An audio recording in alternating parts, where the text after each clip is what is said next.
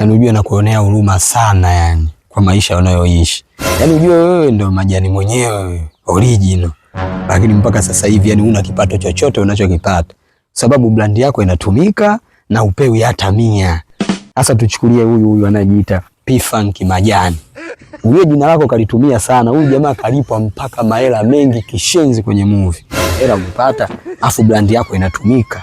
Yaani hapo mimi nitapata hapa nichanganya mimi. Brand inatumika alafu wewe upewi hata shilingi 10. Ushanielewa bwana? Sasa tunakuja kwa mfano hiyo hao waliogundua hizi mboga za majani. Ile mboga zile zina majina yao.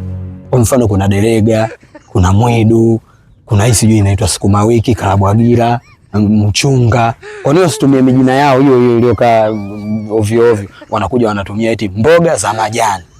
Umelipwa shilingi ngapi? Yaani hujalipwa hata 100. Hiyo hamna kitu. Yaani nilikuwa natamani ungelegeza ubongo wako kidogo ili tupate kuelewana. Unisikie mimi nini nazungumza, yani Doctor of Philosophy. Unaelewa bwana? Haya tunarudi kwenye haya mambo ya nani ya bange. Hili bange hili lina jina lake kabisa, lile linaitwa bange.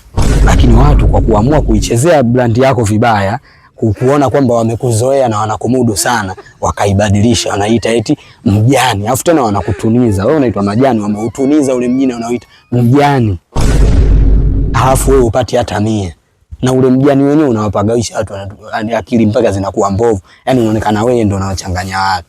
Wakati ule ni mbange. Kwani wasiutumie mbange wao kutumia wewe mjani? Blaza stuka, yani unafeli. Na mimi Doctor of Philosophy, PhD holder, I'm here. I can help you.